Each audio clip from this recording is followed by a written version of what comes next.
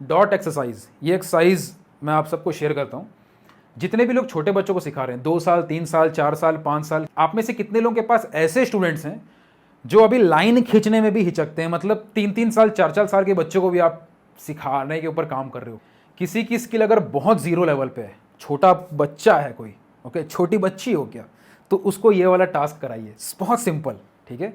उनको पेपर पे, उनका पेपर है, ड्राइंग कॉपी है, उनको अगर पेंसिल पकड़ने में भी हाथ कांप रहा है, बहुत छोटा बच्चा है, ओके, उनको सिंपल ये टास्क दीजिए कि आप उनको 2 डॉट दीजिए और बस इतना बोलिए कि इस डॉट से इस डॉट को टच करना है।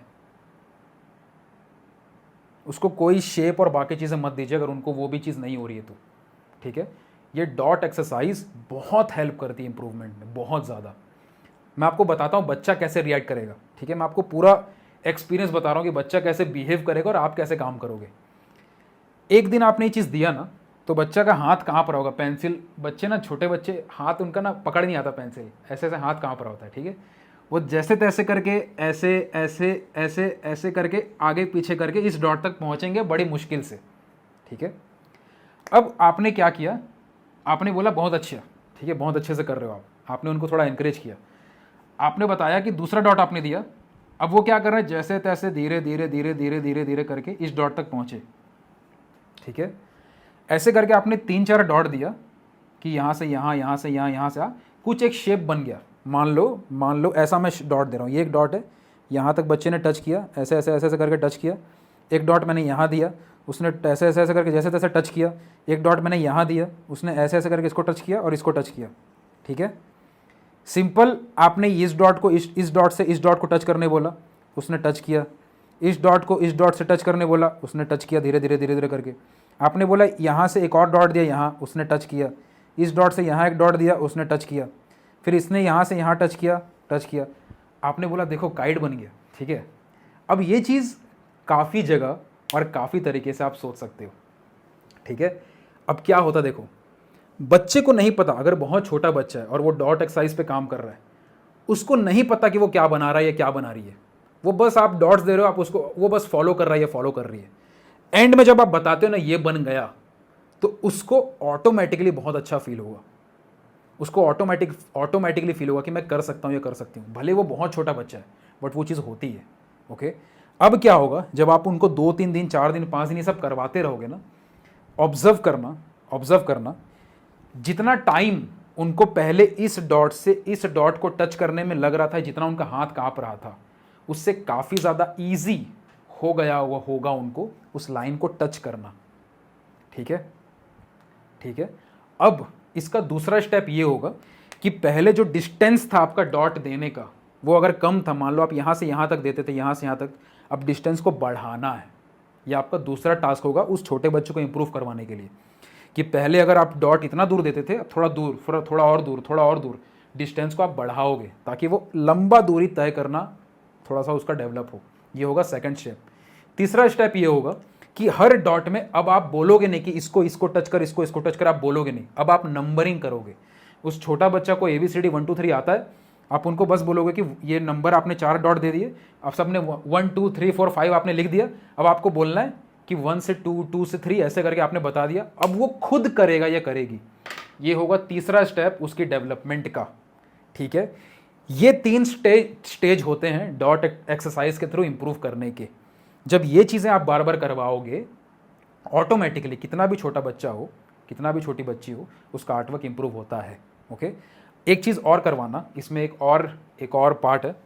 आगे बढ़ने से पहले आप सबके लिए एक गिफ्ट, जितने भी आप में से आर्ट के टीचर हैं या एस्पायरिंग आर्ट के टीचर हैं, जो आर्ट की फील्ड में एज एन आर्ट टीचर अपना ब्रांड बनाना चाहते हैं, बड़े लेवल पे आगे बढ़ना चाहते हैं, आप लोगों के लिए यहाँ पे मैं एक फ्री सीरीज़ शेयर कर रहा हूँ। ये सीरीज़ लिमिटेड लोगों के लिए। इस वीडियो के नीचे डिस्क्रिप्शन में और पिन कमेंट में आपको उस फ्री सीरीज़ का लिंक मिल जाएगा। इस सीरीज़ के अंदर मैंने काफ़ी सारे पॉइंट्स बताए हैं जो बिजनेस के एंगल से आपको बहुत ज़्यादा हेल्प करेंगे ग्रो करने में। बहुत सारे कॉन्सेप्ट्स क्लियर किए हैं, आर्टिस्ट और मनी का रिलेशनशिप बताया है, ऐसे कई सारे फंडामेंटल पॉइंट्स क्लियर किए गए हैं जो आपको बहुत हेल्प करेंगे प्रोफेशनली इस फील्ड में आगे बढ़ने के लिए। ये सीरीज़ कम्प्लीटली फ्री है। इस वीडियो के नीचे लिंक दिया गया, आप वहाँ पे जाके इस सीरीज़ के लिए रजिस्टर कर सकते हैं। लिमिटेड सीट्स के लिए है तो लेट मत करिएगा, अदरवाइज़ ये सीरीज़ जल्दी ही क्लोज हो जाएगी ऑल्सो इन फ्यूचर वीडियोज़ मैं ऐसे ही गिफ्ट्स आपके लिए और लाता रहूँगा। मेक श्योर आप इस चैनल को सब्सक्राइब करके बेल आइकन दबा दीजिएगा ताकि फ्यूचर की अपॉर्चुनिटीज़ भी आपसे मिस ना हो। अब शुरू करते हैं। देखो, सिंपल एक काम करना कि जो चीज़ उन्होंने बनाया है, अब इसमें एक और टास्क ऐड करिएगा। जब ये चीज़ आप करवा दो, ठीक है, ये आप अपनी क्लास में भी दे सकते हो, घर से करके लाने भी बोल सकते हो। सिंपल एक चीज़ बोलिएगा कि जो आपने बनाया है आज, इसी के ऊपर एक स्केच पेन से, ब्लैक स्केच पेन से आउटलाइन करिए, बस। सिंपल है, सिंपल है। पहले वो डॉट के थ्रू कर रहे थे, अब उस बच्चे को आउटलाइन करना इजीली वो करेगा। आप खुद ऑब्जर्व करना, चीज़ करना, देखना वो स्टूडेंट कैसे इंप्रूव करता है, ठीक है। आउटलाइन करने से उसका डबल प्रैक्टिस हो जाता है जो वो चीज़ ऑलरेडी कर रहा है या कर रही है। ये बहुत सिंपल तरीका है बच्चों को इंप्रूव करवाने का जो बहुत छोटे हैं, ठीक है। 4 साल के भी, 5 साल के भी हो सकते हैं जिनका बहुत वीक है, उनको भी ये सारी चीज़ें आप करवा सकते हो, ठीक है। तो ये 4 स्टेजेस में आप करवाओगे तो बहुत जल्दी इंप्रूवमेंट मिलेगी। क्लियर।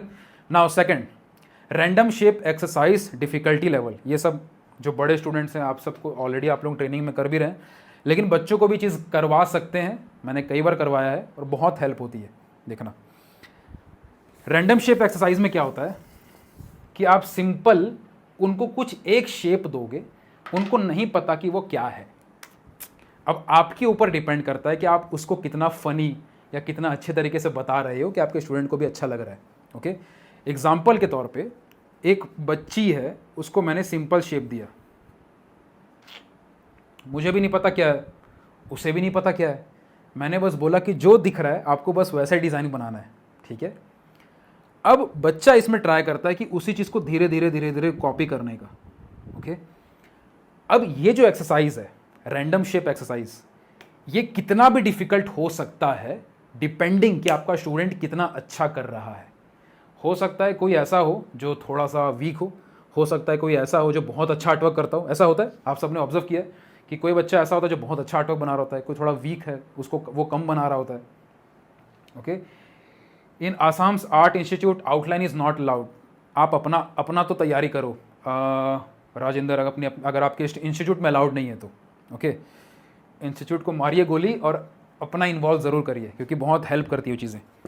देखो, ये रैंडम शेप की एक्सरसाइज बहुत ज़्यादा डिफ़िकल्ट लेवल पे भी हो सकती है। इनफैक्ट आप लोगों को भी डिफ़िकल्ट लग जाए, इस लेवल पे वो जाया जा सकता है। एग्जाम्पल, मान लो मैं एक एक्सरसाइज, एक शेप देता हूं मैं आपको, ठीक है। सब बना लोगे इसको? आप में से कितने लोग इसको बना लेंगे? सबको शेप दिख रही है? सबको शेप दिख रही है? कितने लोग बना लेंगे? Type me now. इस चीज को अब देखना, ठीक है।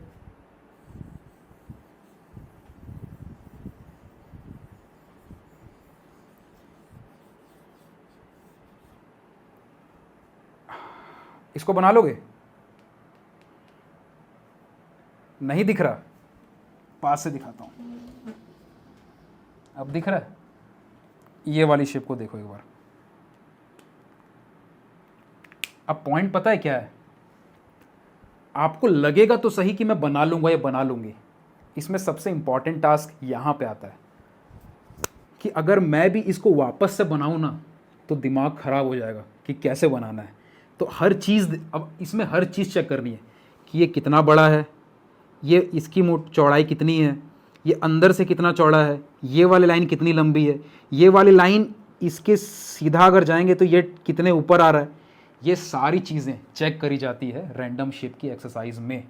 क्लियर। और ये बहुत हेल्प करता है इंप्रूवमेंट में। देखो, मैं एक चीज़ आपको बताता हूँ, किसी भी आर्टवर्क में, किसी भी ड्राइंग में वर्टिकल और हॉरिजॉन्टल लाइन एक बहुत अच्छा तरीका होता है चेक करने का कि सब कुछ सही बन रहा है कि नहीं बन रहा है, ठीक है। जैसे एग्जाम्पल के तौर पे, अगर मान लो मुझे एक फिगर ड्राइंग बनानी है, मुझे एक चेहरा बनाना है, ओके, एक लेडी है, यहाँ पे लेडी है, वो बैठी है मान लो, ठीक है, वो बैठी हैं, वो कुछ भी कर रही है। मैं एक बार रफ स्केच मैंने जो भी बनाया, ठीक है। अगर मान लो कोई भी इमेज और होती है, मुझे अगर वो लेडी या कुछ भी इमेज मेरे को बनाना है तो देखना पड़ता है ना कि चेहरा इतना बड़ा होगा या बॉडी यहाँ तक आएगी या पूरा बॉडी स्ट्रक्चर यहाँ तक आएगा। ये सब प्रपोर्शन चेक करने पड़ते हैं, यस एवरीबडी, यस और नो? प्रपोर्शन चेक करने पड़ते हैं, यस और नो? कंपेयर करना पड़ता है, लेंथ कितनी है, ब्रेथ कितनी है, वो सब चीज़ें होती हैं। देखो अब ना हॉरिजॉन्टल और वर्टिकल लाइन बहुत अच्छा तरीका होता है इन सब चीज़ों को चेक करने के लिए। एग्जाम्पल के तौर पे अगर मुझे सेम बनाना है तो मैं सबसे पहले देखूंगा कि यहाँ सर से लेके यहाँ तक लाइन स्ट्रेट, अगर मैं एक सीधी लाइन खींचूँ तो कहाँ तक आ रही है, वो लाइन को पहले बनाऊंगा, ठीक है। अगर मैं देखूं कि अगर मान लो ये पैर यहाँ तक आ रहा है, पैर यहाँ तक आ रहा है, मैं अगर देखूं कि ये पैर इस बॉडी से कितना दूर है, तो मैं सिंपल एक लाइन खींचूंगा वर्टिकल और चेहरे से एक हॉरिजॉन्टल, और मैं ये देखूंगा कि हॉरिजॉन्टल लाइन कितनी बड़ी है, उतना ही डिस्टेंस मैं यहाँ से नीचे जाऊंगा और पैर यहाँ तक आएगा, मुझे पता चल जाएगा, ठीक है। तो सिंपल वर्टिकल और हॉरिजॉन्टल लाइन चेक करने होते हैं जब हम कोई ड्राइंग बनाते हैं, ठीक है। जब हम सिंपल शेप्स बनवाते हैं, रैंडम शेप्स बनवाते हैं, देखना इस चीज़ को, इससे बहुत बहुत इंप्रूव होता है ड्राइंग। ध्यान से देखना, मैं अगर किसी को बोलूं, किसी बच्चे को बोलूं ये मैंगो बनाओ, अगर बच्चा थोड़ा भी अच्छा आर्टवर्क करता है, थोड़ा सा भी, तो वो बना लेगा। दिख रहा है सबको दिख रहा है। बच्चा थोड़ा भी अच्छा आर्टवर्क करता है तो क्या बोलेगा सबसे पहले कि हाँ मैं बना लूँगा, मैं बना लूँगी, यस, क्योंकि ये मैंगो है। बच्चे के दिमाग में क्या है? मैंगो। और ये बच्चे, बोल तो रहा हूँ मैं, बच्चे बड़े सब, हम सब के दिमाग में ये ऐसे ही है कि आँख होती है, नाक होता है। देखो इस मैंगो की जगह अगर मैं कुछ ऐसा शेप दूं जिसका कोई नाम ना हो, सुनना इस चीज़ को, अगर मैं कुछ ऐसा चीज़ दूं जिसका कोई नाम नहीं है तो वो उसके दिमाग में कोई इमेज बनती नहीं है, फिर वो देखता है सामने कि क्या बना हुआ है। सिंपल। अगर इस मैंगो की जगह मैं उसको सिंपल ऐसा वाला शेप दूं, ठीक है, अब उसको पता नहीं है कि ये क्या है, ठीक है, हो सकता है वो बतख दिख रहा है बोले, हो सकता है ये इसके जैसे दिख रहा है बोले, बट ये है क्या उसको भी नहीं पता, ना हमको पता, ठीक है।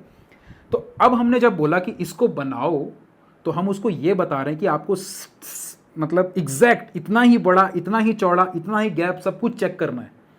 तो वो जो चेकिंग की आदत उसको लगती है, ऑटोमेटिकली आप देखोगे जो स्टूडेंट की ग्रोथ होती है ड्राइंग स्किल्स की, वो बहुत स्ट्रांग होती है, बहुत स्ट्रांग। जब बच्चा चेक करता है ना कि ये चीज़ यहाँ से यहाँ तक आएगी, इसके आगे का शेप ऐसा है, धीरे धीरे उसको बनाता है, ये वाला चीज़ कितना अंदर गया है उसको चेक करता है। फिर मान लो, एक एग्जांपल दे रहा हूँ मैं आपको, मान लो बच्चे ने ऐसे किया और ऐसे करके बना दिया, उसको सेम दिख रहा है कि हाँ ऐसी तो दिख रहा है, ठीक तो मैंने बनाया है। अब आप कैसे चेक करवाओगे? देखो सिंपल, आपने क्या किया, आपने बोला देखो इसका सामने का हिस्सा है, इससे अगर हम एक सीधी लाइन खींचेंगे ऊपर तो इसके मुंह से थोड़ा सा दूर है। अब आपका देखो, सीधी लाइन खींच रहे हैं तो मुंह में टच हो रहा है। सबको समझ में आ रहा है ना ये चीज़? बच्चे ने बोला या स्टूडेंट ने बोला कि हम जो बना रहे हैं हमने तो सही बनाया है, हमने तो अच्छा बनाया है। अब आप उनको चेकिंग करके दिखा रहे हो उनके सामने कि यहाँ से अगर हमने सीधी लाइन ली, या आपने कोई स्केल रख के भी दिखा दिया कि मैं अगर एक स्केल रखा हूँ, देखो मेरे स्केल पे ये इसका बॉडी आगे का टच हो रहा है लेकिन मुंह टच नहीं हो रहा है, लेकिन आपके केस में बॉडी टच हो रही है तो मुंह आगे निकल गया है।